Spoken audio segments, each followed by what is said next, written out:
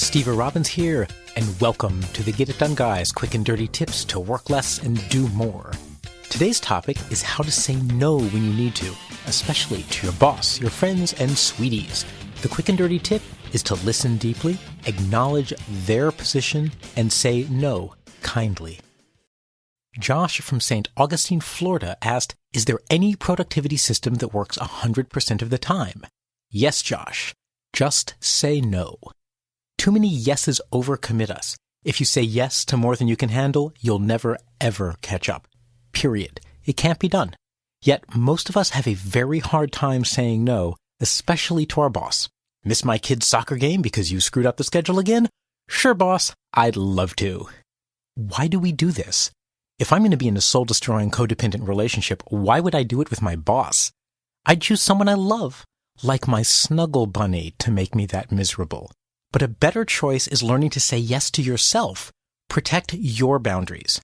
Only take on work you can handle, and say no when someone asks you to go past your limits. Oh, I can hear what you're thinking.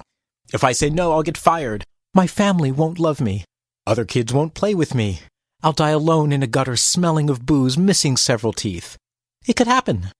And if you say yes, you'll overcommit, lose your family, lose yourself, and live alone in a cubicle smelling of mouse pads, missing your life. Your choice. Sure, no has real consequences. It's just that saying yes does too. And most of us are way too scared of the consequences of no and not nearly scared enough of the consequences of yes. If it's your boss asking, just say this. My plate is full. Let's review my projects and decide what to change so I have time to add something. Then review and reprioritize, and make sure that the goals for your yearly review also get changed to reflect your new priorities.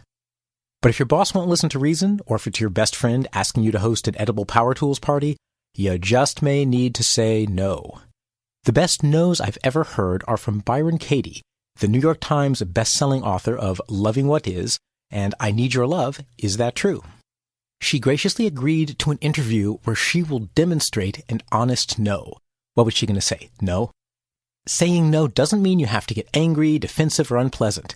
You listen fully to the other person, acknowledge what they've said, and then say, and no. Let's listen. Katie will demonstrate an honest no. Listen carefully to her voice tone and the simplicity of her answers. She doesn't argue, she doesn't justify, she doesn't get angry or sarcastic, and she doesn't back down. So, I'll be your boss, and I'm going to ask that you skip some family time for work.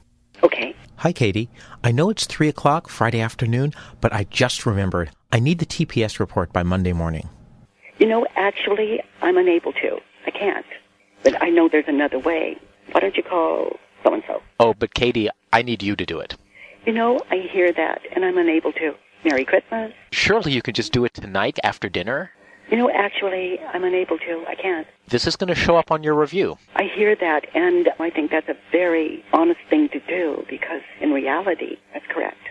Now a coworker asking for a favor. I have a hair appointment at lunch. Could you cover for me at the desk? Actually, I'm unable to. Oh, come on. I'll cover for you next time. I really appreciate that. I'll look forward to that for sure. And I'm unable to cover you on this one, but I know you'll have a great time at the hairdresser. You're not being a team player here. It really looks that way, doesn't it? And, of course, as we know, I am. Finally, a teenager who wants the car. Hey, Mom, can I use your car to go to the movies? Actually, no. All the other kids' parents let them use the car. Oh, my goodness, it's true, isn't it? We really have different lives. If you loved me, you'd let me use the car. That's so interesting you would say that. I love you with all my heart, and I'm not letting you use the car. Mom, I hate you. I hate you. Everything in my life is wrong that's wrong is because of you. Oh, honey. Oh, I'm so sorry you feel that way. I adore you. Remember, sometimes you need to say no to interruptions so that you can say yes to your current commitments. Listen deeply, acknowledge the other person, and then say no from a place of kindness. You can find the full 20-minute interview with Katie from a link on getitdone.quickanddirtytips.com. And in it, she discusses how to say an honest no, why it's important, and then she shows me how to deal with self-talk that often makes me say yes when I really want to say no. Work less, do more, and have a great life.